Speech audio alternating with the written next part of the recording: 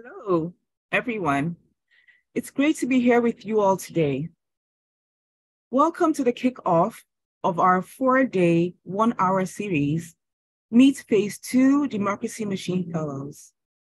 Today's conversation titled Storytelling, Language, Decolonization, Rethinking History, and Care will be moderated by our dear guest, Adela Licona, joined by a part of the current cohort of the Democracy Machine, Shawn Reilly, Yogesh Maitreya, and Astrid González. I am Kemi Ukadike, Head of Artist Initiatives and Inclusion at Eyebeam.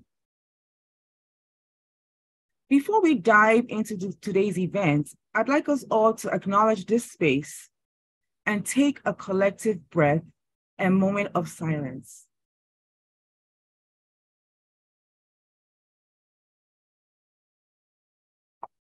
Thank you. I would also like to kick off this event with a land acknowledgement and describe myself to any guests who are blind or low vision. Please drop a greeting line in the chat with your name, your pronouns, where you're meeting us from, as well as your land acknowledgements. I am a dark-skinned African woman with shoulder-length blonde curly hair. I am wearing round, dark blue rimmed glasses and a black sweatshirt. My background is blurred. I am seated in the land of the Munsee Lenape people of Fort Greene, Brooklyn, New York. My pronouns are she, her, and hers. And now for an access check and to orient you with our virtual room. Several Eyebeam team members are here supporting today's event. Please feel free to reach out in the chat should you need anything or have any technical difficulties. From our team, Nat and Sherston are in the Open Eyebeam space to assist with our access needs or questions. Please feel free to reach out in the chat box should you need anything or have any technical difficulties getting connected. This is our first pilot of live streaming in Open Eyebeam. We're really excited about that. Because this is the first time we're using Open Eyebeam to host an event, we welcome suggestions for a smoother experience in the feedback room on the platform. Today's gathering is being captioned by Jamie, who will provide remote real-time captioning. We also have ASL provided by Vern and Elise. They are all from SciNexus.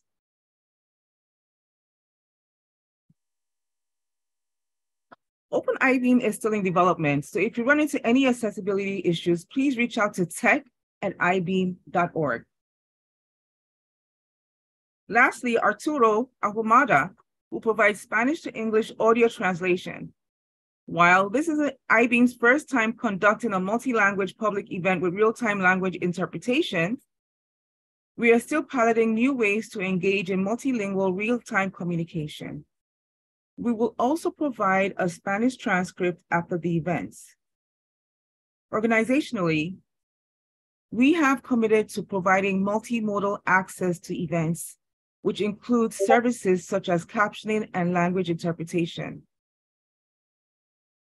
This initiative is a part of Eyebeam's ongoing effort to support, elevate, and amplify the voices of artists who are creating space for imagination, an activity that is necessary now more than ever in these challenging times. Additionally, our artist fellows have requested that Eyebeam decenter English in public events as a visible act of resistance against colonial practices. We are proud to do so. On that note, I want to remind everyone speaking today, please do not rush and remember to take a breath. This greatly helps our captioners and interpreters. We are also recording this event for archival purposes. To commence the event, I would like to provide some context for the Democracy Machine and Open Eyebeam. Launched in 2021, Democracy Machine is a multi-year experiment that hands over the reins of Eyebeam's residency program to artist cohorts.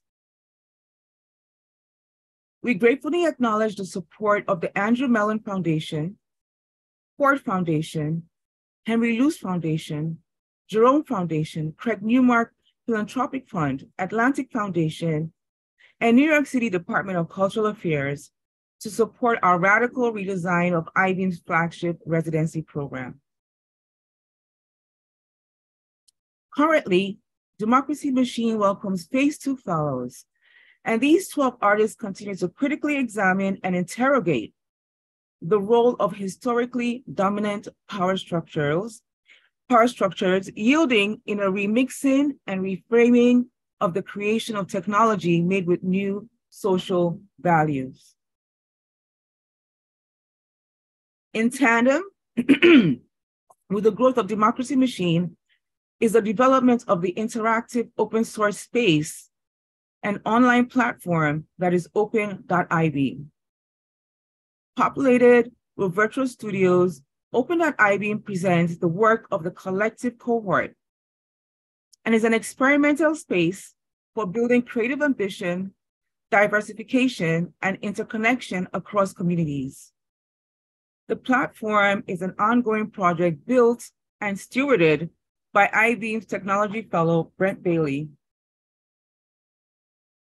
Taking place this week is a 4-part series of 1-hour live streams broadcast on Open Eyebeam. Each stream will feature several artists discussing their socially engaged art practices within the context of fellowship and how they set the terms for a fellowship built on trust and support.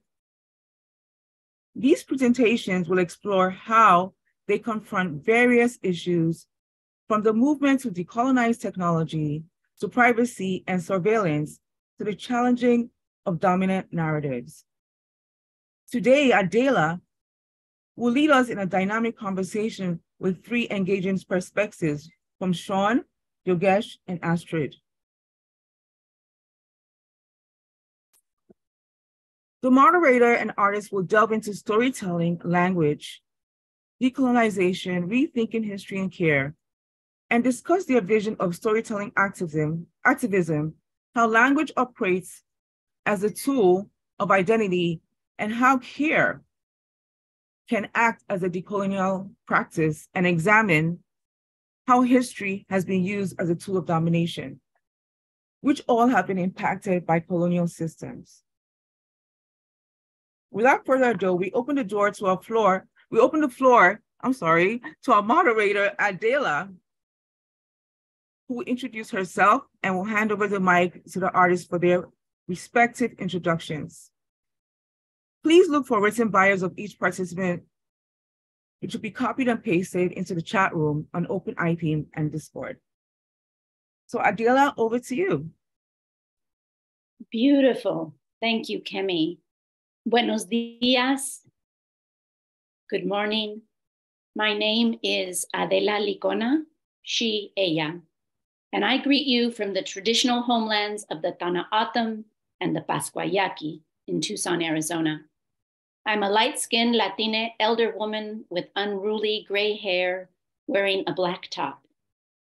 I'm thrilled to be here today to moderate today's discussion around storytelling, mutual care, and decoloniality, and to witness how these come together in the visions, the soundings, the tellings and retellings, the poetry, the wild imaginings, the activism and abolitionist dreamings of the 3 artists today in particular.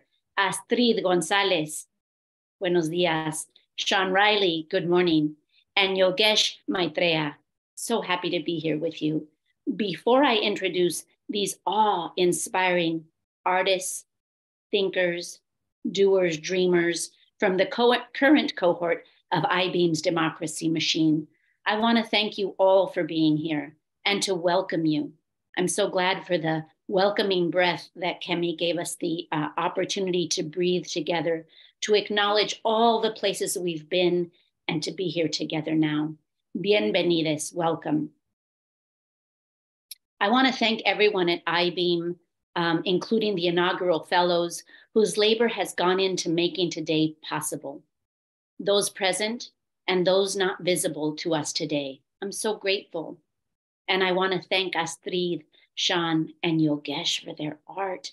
What an awesome power to come together in radical dreaming to imagine a world we want to live in. A quick word about what to expect in today's presentation. I will introduce today's artists, and each will offer a 5 to 7 minute overview of gifts they have created for our shared consideration. We will hold questions till each and all have presented. And following Eyebeam's commitment to decenter English, Astrid, who is fluent in her understanding of English, will offer her presentation in Spanish. Gracias, Arturo, for being here to interpret and translate as needed. And to our ASL interpreters, Vern and Elise, thank you. I will speak in English, or mostly so. As each artist presents, I will take strands from their presentations and attempt to weave them into a set of quilted prompts for a guided interactive dialogue following their presentations. My goal is to offer prompts informed by what we experience here today that relate to decolonizing power, the decolonizing power and promise of both care and storytelling, and then to facilitate a dialogue of as many voices as want to participate. With that goal in mind, please be prepared to listen with your heart, take turns allowing one another to speak, and please to offer your own voice and vision as you may be moved to do so based on today's presentation. Now to our theme, Storytelling offers context and relational rootings, details, connections, living knowledges, and abuelita wisdoms, non-dominant and non-dominating histories, intergenerational insights. It can introduce new and historic actors, human and non-human. It's a witnessing, a bearing witness that scholar archivist Jamie Lee discusses as a withness in the moment and as a new way to be within new histories, the making of histories.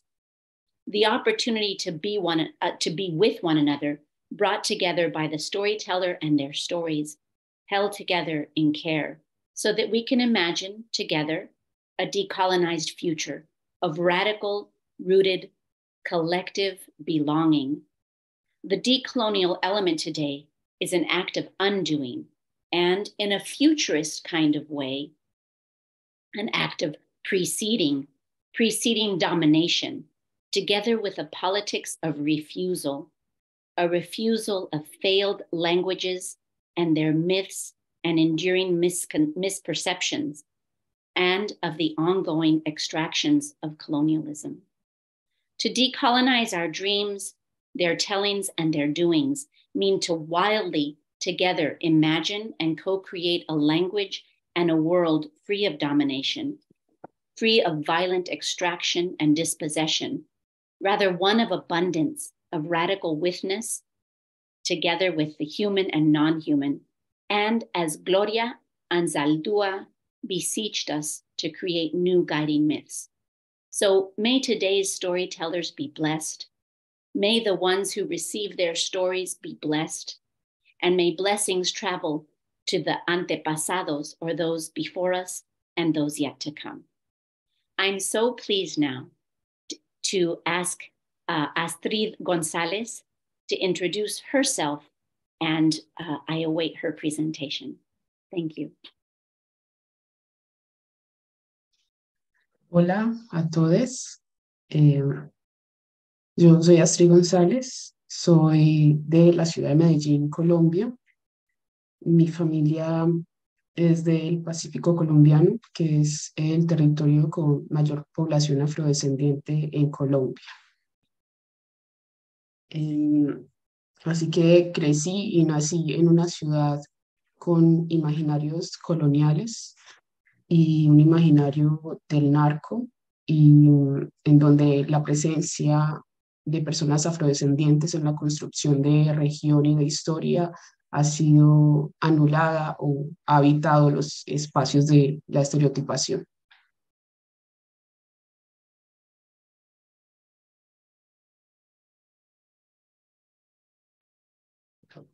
Hello, my name is Astrid. I grew up my family's from the Pacific Colombia, where there is mostly a Black population. I grew up in Medellin, the city of Medellin, where there is mostly a narco imaginary or colonized imaginary, where Black population has been erased from the imaginary and is full of stereotypes.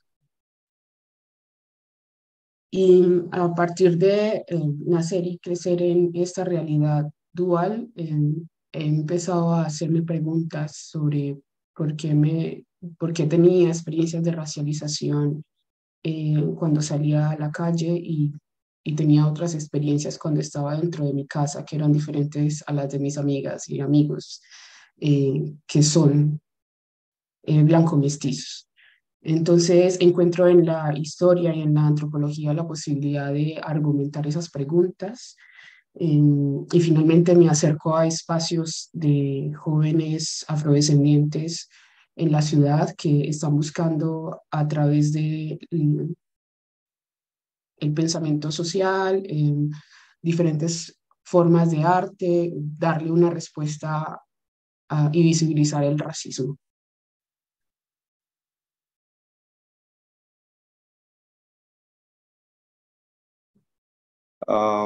So I grew up in this dual reality where I was racialized being on the street, but at home I felt different. I felt different from my mixed race friends or white friends. So I started looking for answers in anthropology, and I started hanging out with young people who were also looking for answers. And I found we started looking for answers in art as a way to show racism. Luego viajo a Chile por 5 años y allí tuve la oportunidad de encontrarme con la realidad de la diáspora, del concepto de diáspora, ya no solamente entendiendo la existencia o las realidades de las poblaciones afrodescendientes dentro de Colombia, sino que también entendiendo la realidad de los afrodescendientes peruanos, argentinos, bolivianos, chilenos, haitianos, dominicanos, y cómo todos nos unen unos puentes simbólicos, discursivos, de realidades migratorias y de luchas. Estoy en Chile durante 5 años, que es un país que solo en el 2019 reconoció legalmente a la población afrochilena. Fue la primera vez que en este territorio, en este país, se reconoció que existe una población afrodescendiente en Chile y ya no solamente se miraba a lo afrodescendiente como un extranjero. Entonces hubo un proceso de visibilización a través de colectivos de mujeres afrodescendientes en el norte de Chile, desde lo constitucional, para que se diera este reconocimiento legal en el 2019, versus Colombia, que fue en 1991.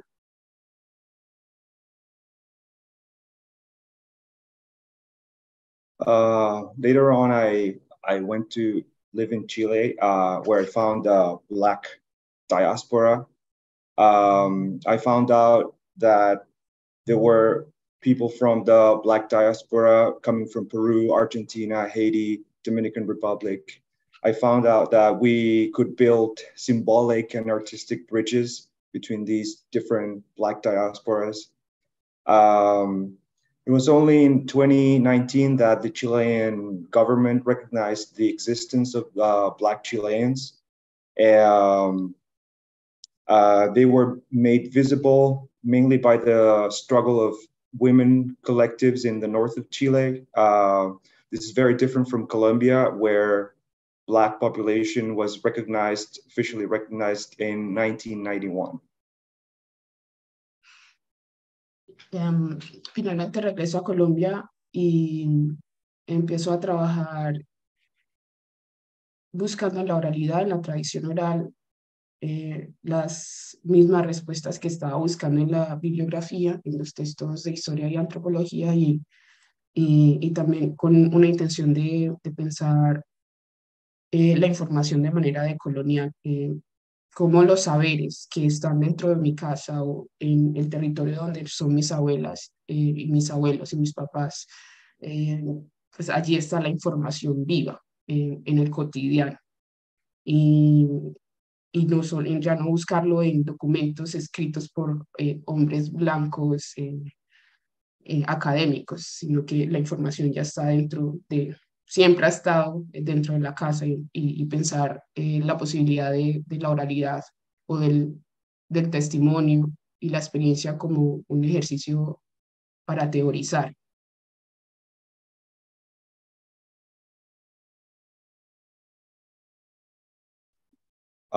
Then I went back to Colombia, where I started working with orality, or the oral tradition. And I started looking for the same answers I was looking for in books and in anthropology. But this time at home with my grandmothers, with my grandfathers, my grandparents, my mother, my father. It was a live information that was found in everyday life, not in documents anymore, written by white scholarly men. It was always present at home. It was I started working with testimonies and experiences as a way to theorize reality and art. Y eso es todo. Gracias. That's it. Thank you.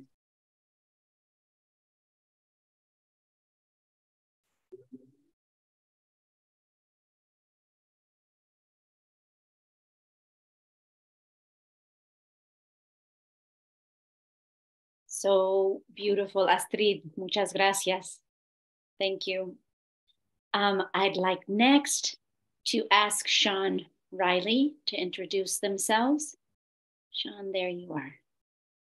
Hello, good morning, everyone. In order for, if you are on Open Eyebeam, if you want to head to my space or studio, you can check out as I'm speaking kind of about different pieces.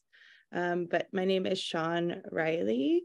I recently graduated with a Master's of Education, and I actually will graduate with a Master's in Divinity after next week. I defend my thesis, and I've been working with the program for LGBT health at Vanderbilt, the first transgender patient navigation service in the country, and the only transgender health clinic in the US Southeast.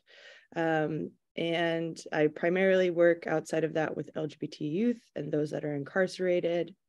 I'm a map maker, a print maker, a zinester, and a writer. And I really love to bring art and activism together in engaging ways. So if you were to look in my studio, you can see just a few pieces that I pulled out from my practice. So if I just wanted to talk about these 3 pieces shortly as a way to point towards a project that I will be working on with Eyebeam. So to the left, you can see this performance piece that I recently did called Gays Need Not Apply. And my great-grandfather founded a chapter of an organization called AOH, Ancient Order of the Hibernians, on Staten Island.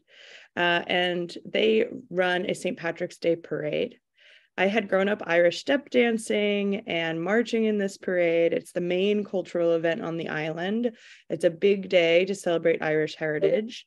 But as I grew older, this event became very frustrating, as it is the main event to celebrate Irish heritage, and it's so tied to Catholic identity in so many ways. But St. Patrick isn't Irish by birth. He was actually a British missionary that now Irish people lift up as an example of their heritage.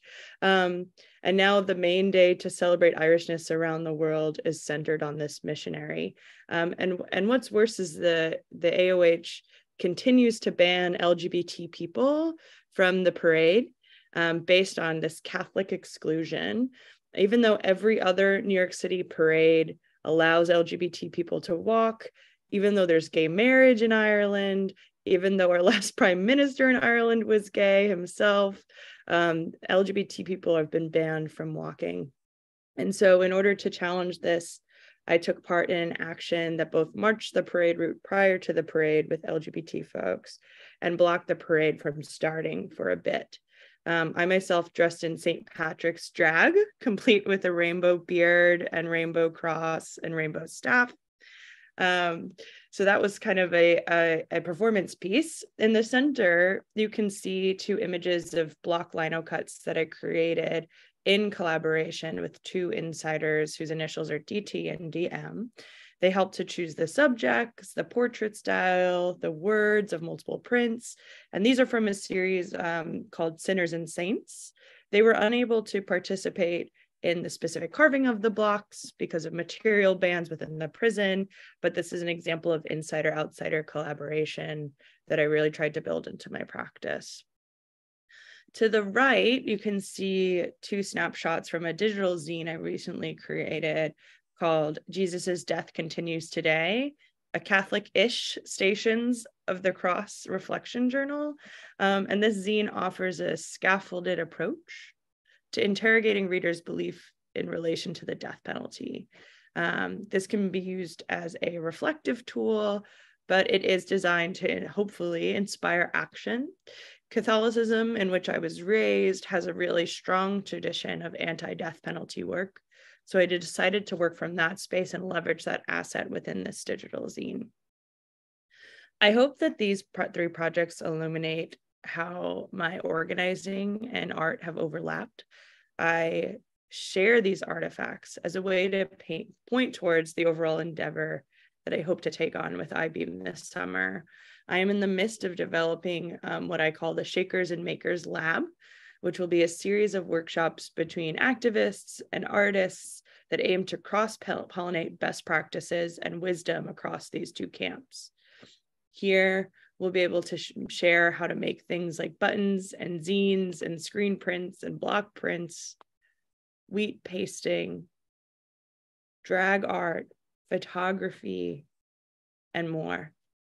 But we also learn about escalation campaigns and bail funds and de-escalation with the police, negotiation, power mapping, restorative and transformative justice, and so much more. The project is in the hope to address an issue that I've found within Nashville organizing circles and beyond, in which artists and activists often will collaborate, but often in a superficial way or a way that stops short from all the beautiful potential I think there really is in this really generative space. And so I'm hoping that we can just go so much further, and the studio and lab space will allow for serious cross-pollination that can both elevate the work of both artists and activists in our city. So thank you all, and I will pass it back to Adela. Shawn, thank you so much.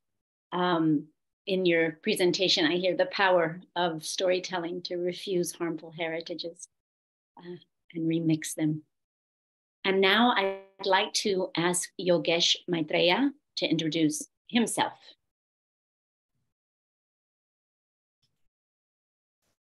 Hello, everyone. It is such a pleasure to be speaking in front of all of you.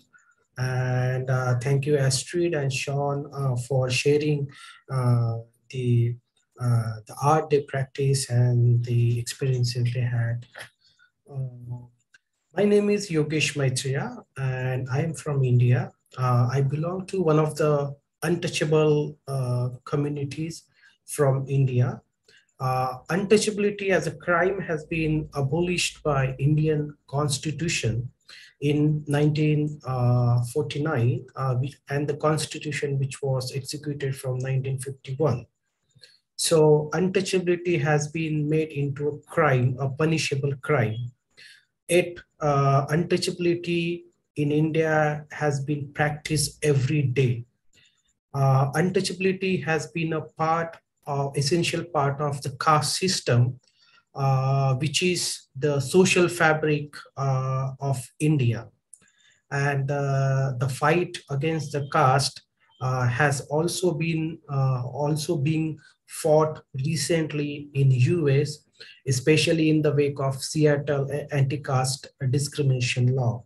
So the caste as a discriminatory system has marked its presence also across the world. I belong to one of the untouchable communities in India, and my art involves with stories of my people and how I can produce them for the larger audience. As many of you have idea that India has many languages, and almost all Indians at least know 2 languages. Indians, those who go to school or colleges, they know at least 3 languages. India is a country where one linguistic state hardly communicates with the another linguistic states, because because of the nature of the caste system, which prohibits people from communicating with a larger audience. So everybody lives for their caste and thinks for their caste. I, as a publisher, a writer, and a translator, my purpose is to make the stories of the oppressed people from the untouchable communities available for the larger audience. So if a story of my community is not written in my mother tongue, which is Marathi, but which is written in something like another language called Malayalam or Tamil. So I work with the translation, and it is very much necessary for in country like India that translation from one language to another and another language to the another language, so that these stories won't die. Much of the history of my community is not verifiable. Like we in the third world countries know much about a race as a discourse and what is racism, and we know more about the Black writers, but much of my history is not verifiable to the larger world, because because of the languages we have, the languages which are made to sink into the darkness where there is no translations or there are no literary exchanges. So I, as a member from this community, when I started growing up, when I started also reading the language of English, which is my third language, I found that my history, my existence, or the stories of my communities have rarely been available in this language. And that is how I started also learning the language called English. And when we know that, like, what colonizers did to the world in terms of invading geographies and distorting much of the local knowledge of those nations, the geographies, and also the languages. In India, with my community, things happen differently. Because under the caste system, we were prohibited as an untouchable community. We were prohibited from writing, from reading, and if some among us would attempt to read or write, basically pursue the life of intellectual life, then there were punishments codified in the caste systems. For an example, if some among us hear the sacred mantra in Sanskrit, so there was a punishment of pouring molten like lead into the ears. Or if we happen to chant sacred mantra as an untouchable community, so there was a punishment called cutting the chopping of the tongue. So my community was basically prohibited from pursuing the life of mind.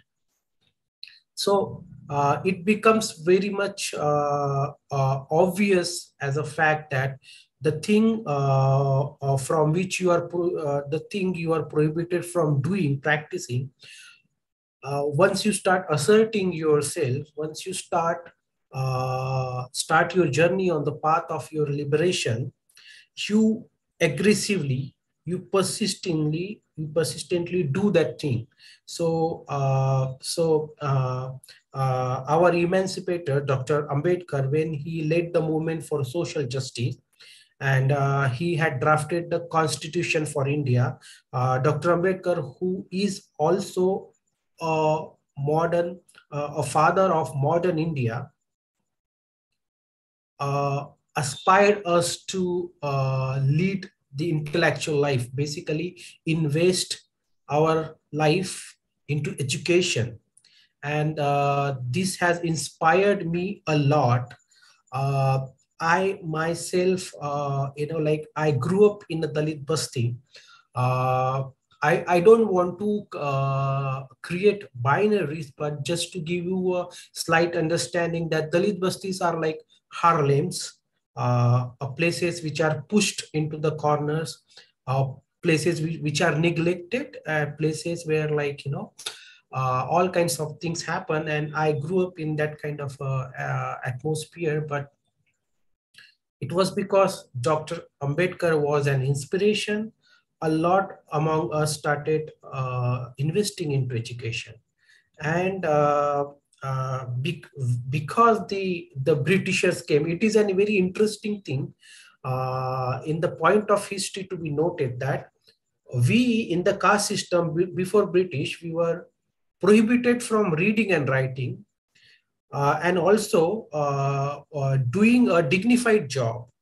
So Yogesh, we were, yeah. It's time. Sorry, so I'll cut down, and I'm going to basically I'm going to show you something, the thing I basically worked on and the things I produced. So these are some of the books I published. This is the book, a poetry book. This is the essays, critical essays. This is again the poetry. This is again the prose poetry. These are short stories. This is again the book. This book is the history of my community. This book is short story. This book is poetry. And this book is again poetry. Now you can say like you can see there are so much of poetry. So basically this is me, I practice my art by producing stories. Thank you, Yogesh. Thank you all. And now we will move towards our conversation with the goal of keeping the themes of today's presentations in mind. I'd like to generate conversation among the artists and anyone else who would like to participate. And I just want to, I want to express my gratitude for being a part of this radical experiment that Eyebeam has given us the opportunity to share in. As I do that, I want to try to bring these presentations together. And Yogesh, the books, wow. And the poetry that you gave us some little bit of insight into there, especially at the end, it was reminiscent for me of Ofelia Cepeda's work, a poet and a linguist of the Tana O'odham nation. And Ofelia has a poem called Birth Witness. In Birth Witness, she speaks of confronting US government officials and officials of border control. And at the end of the poem, she says, never mind, I must now go and account for myself. And in a way, this is what I heard in your shared tellings, Astrid, Shawn, and Yogesh. An accounting of yourselves, right? Rooted in the domination of colonialism, of patriarchy, of heteropatriarchy, of white supremacy, of certain refusals. And in your art, I see touching, moving matter, right? Home knowledges as ways of making ourselves knowable to one another and to our community members, even in the face of unverifiability. I love that language of the unverifiable, being made verifiable by our stories. And in a way, it's a story of how we know, an epistemological positioning, how we know ourselves, right? Taking account of ourselves and the peoples that we come from. So you've shown us the power of storytelling to refuse, I think, harmful, violent, and dominating narratives. You've reconciled in ways before us colonized imaginations and the refusal of those imaginations, and you've provoked us to consider art as the answer. Art that is multi-perspectival, that is multilingual, multi-species, with the soil as our mentor, and oral knowledges as actual, factual histories and knowabilities. So I wonder if anything that I've said there stirs any one of you to respond. And in your responses, if you can see yourselves in one another's art. And maybe I'll take a breath there and pause, but I think that I've raised the collective sharings and tried to put them in conversations, but I'd really like to ask the artists how they see themselves. And maybe we'll start again with Astrid, how you might see yourself in Shawn's presentation and in Yogesh's, and then we'll move to Shawn and then to Yogesh.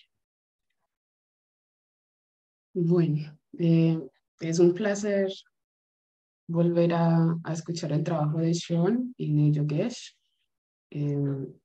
Creo que estamos interesados en las biografías, en las experiencias del territorio, en las experiencias pues, comunitarias y cómo politizar esas experiencias, dándole valor a cómo se siente el cuerpo y la mente dentro de este territorio y que está configurado para hacernos pensar y ser representados de ciertas maneras por personas que han tenido históricamente el poder de representar y construir imaginarios de ellos mismos y de nosotras como los otros.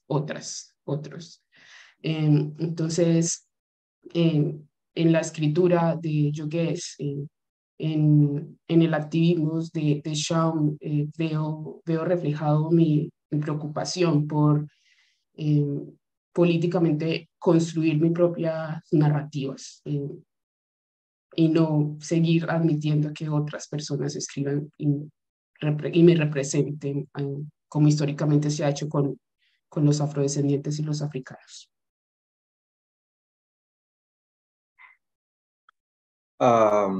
Yeah, I'm really happy to go back to Shawn's work and Yogesh's work. I can see that they're interested in biographies and experiences in a territory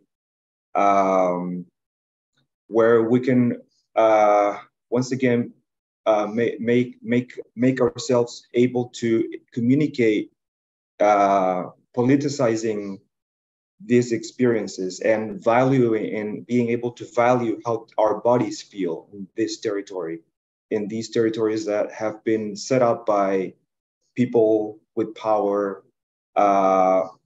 and they've set us up to feel in a certain way. So, and to feel like the others, right? And I can see in Yogesh's writing and in Shawn's activism, I see myself reflected in this initiative to be the owners again of our narratives and not allowing others to make us or to set us up in their narratives. Gracias, Arturo. Thank you. I hear the idea of embodied knowledges, newly embodied knowledges, and traditionally embodied knowledges, pre-colonial, and futurist as well. So I see even a multi-directional expression of being and of desiring and of asserting liberating narratives. So Shawn, would you please enter the conversation and tell us how you see yourself in Astrid's expressions and art and visions, as well as in Yogesh's?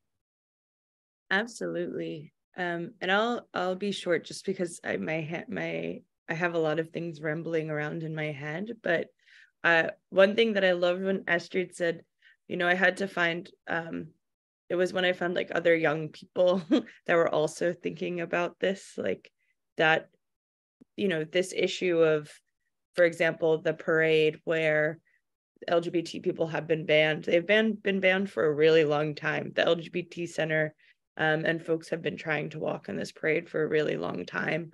And it was a coalition, of course, of some of our elders as well as our young people, you know, that has like resulted in a newer push to get those policies changed. And I just saw kind of this through line of looking towards elders for wisdom and knowledge, but maybe some of the energy to change those things, these realities, or these, you know, socialized realities in partnership with young people.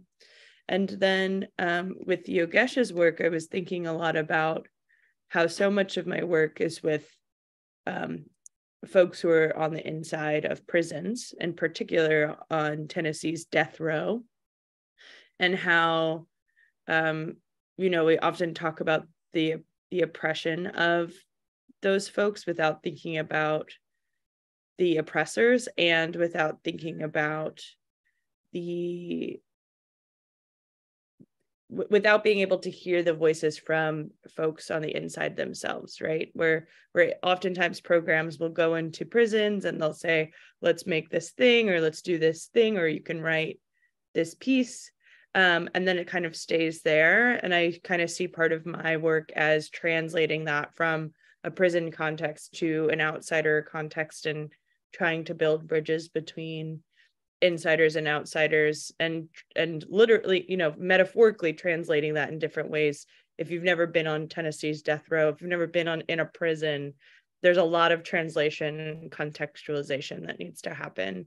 And I'm seeing some of those same through lines in Yogesh's work as well. Shawn, thank you so much. In a way, what you've introduced, and there were elements of this in each presentation, is a participatory ethic. That is part of a decolonized methodology, at least according to Linda Tway-Smith and Chela Sandoval, who in Methodology of the Oppressed says, these methods, these decolonized methods will make us recognizable to one another and show us how we are related. And it's the same when Yogesh tells us about failed language. The new languages that emerge will be the language of recognizability, verifiability to those of us who have been oppressed, silenced, and made unverifiable by authorized powers. And I really, the thing I'll say before turning it back over to Yogesh is that you've also all touched on biomimicry in some ways, because you've asked us to consider where our mentors are, and they are rooted in the earth, in the dirt, in our elders, and in the generations yet to be. Right? When we can see mentors who aren't simply authority figures as prescribed by colonialism, but rather as mentors who have been considered untouchable, unknowable, who've yet to breathe. So thank you for that wild provocation. And Yogesh, will you please tell us how you see yourself in Astrid's work and in Shawn's work? Right. I would like to thank Astrid and Shawn for basically sharing the very important thing or the experience that they shared about their lives and also their activism and also their intellectual pursuits. While Astrid was presenting her work, and also when Shawn was talking about their activism and also their the quest for education, I kind of drawn to think that before because we are born as humans, and then we start growing up like we are children, and then we go to school, and like we gradually grow. But before becoming political, before becoming conscious about our history, and before coming into the quest for our roots, and before we realize that there is something wrong with the world around us, and then we need to take a position to make changes into that, to alter the realities for the good, for the coming generation. Before that, we have experiences. We have experience of feeling suffocated. We have that experience of feeling that we cannot breathe anymore, and there is something wrong around us. So I think that experience is the essential foundation for all of us, we call artists, to generate that consciousness. And I think based on the, I have, when Astrid was talking about her experience, her quest for the identity, her quest for following that question that who am I and what am I in that particular circumstance. When Shawn was talking about the rights, the struggle of the community, and also how the education can also help us to basically empower us in that fight, I realized that there is irrespective of the many languages we speak, the languages which come to us by the society, come to us from school, from families, from institutions. I think the artists, the artists across the globe share the language, and that language is the experience of that language is their experience in which they come to realization that something is wrong.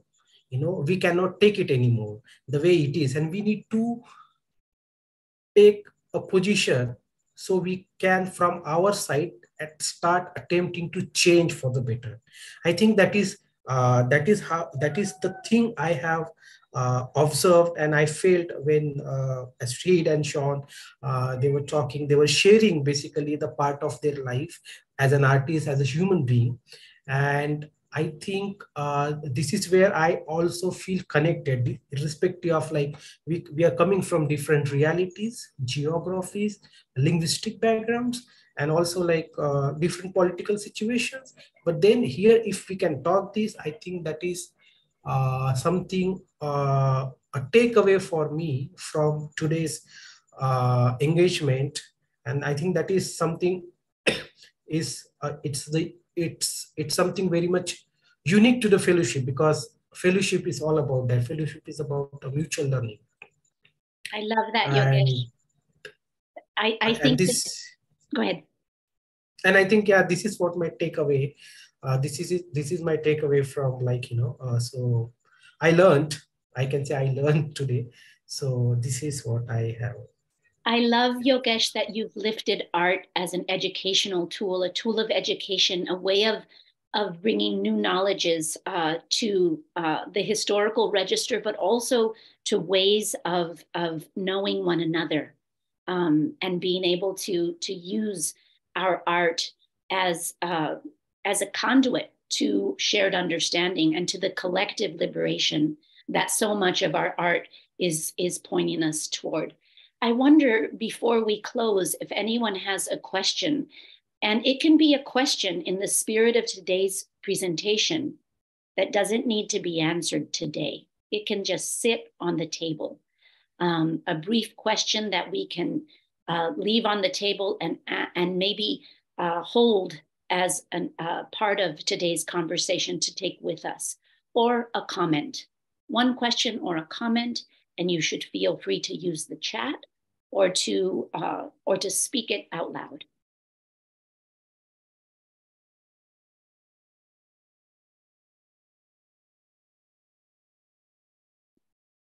One question that I always have, just rumbling again in the back of my mind, is what would it look like to dream about not only decolonization, but re-indigenization? Or, how do we dream about these things away from even the structure of colonization, right? And in so many ways that's impossible given our just reality. But I dream of a space in which we can dream of a place that's not even defined in relation to coloniality.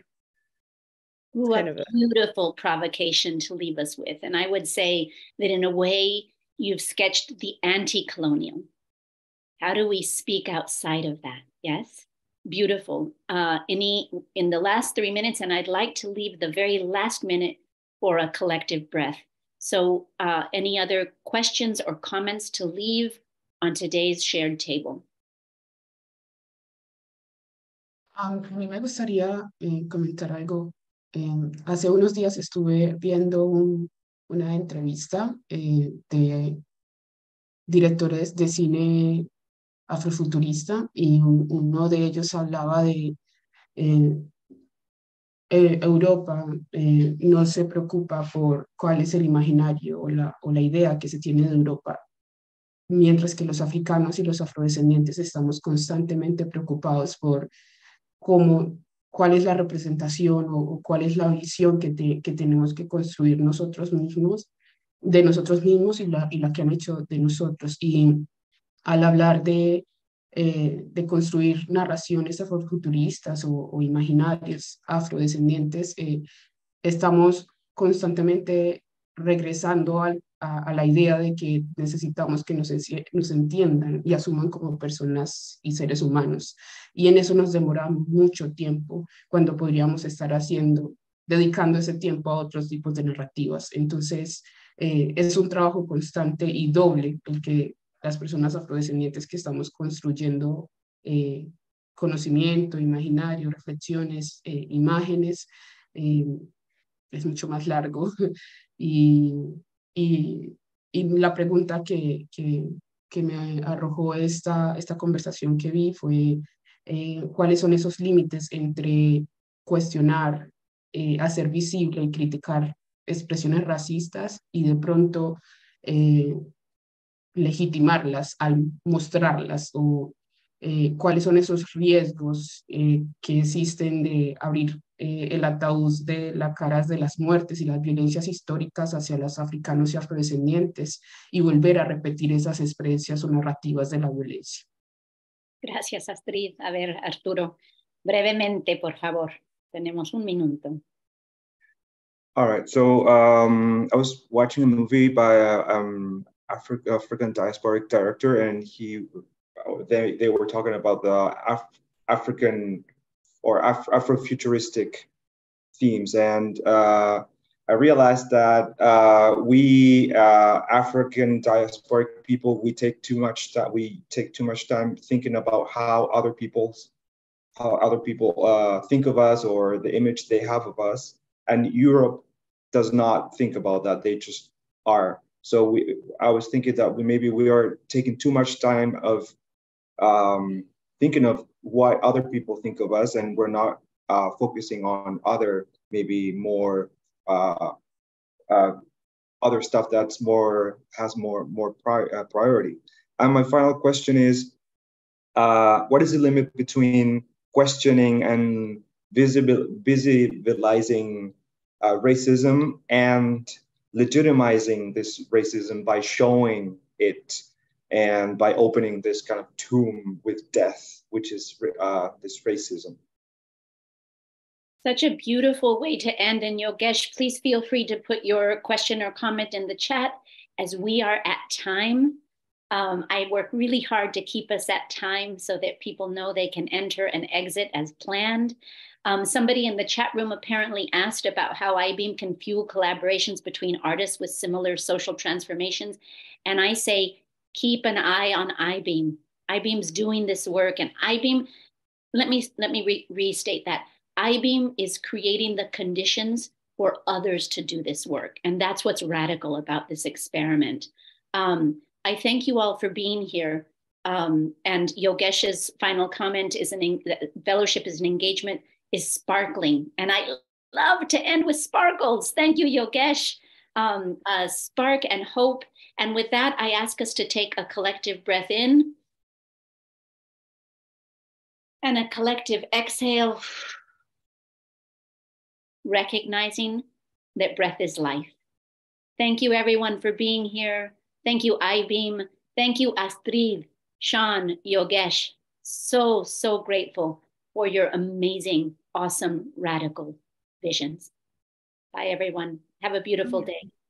Thank you. Thank you once again for sharing this hour with us. Thank you to our ASL interpreters, live captioner Jamie, Vern, and Elise from SignNexus, to Arturo for translating, to our artists Astrid, Shawn, and Yogesh, and of course to the wonderful Adela. Thank you to our wonderful board of directors as well. We hope to see you again tomorrow. Until then, sending positivity your way, and thanks again. See you soon.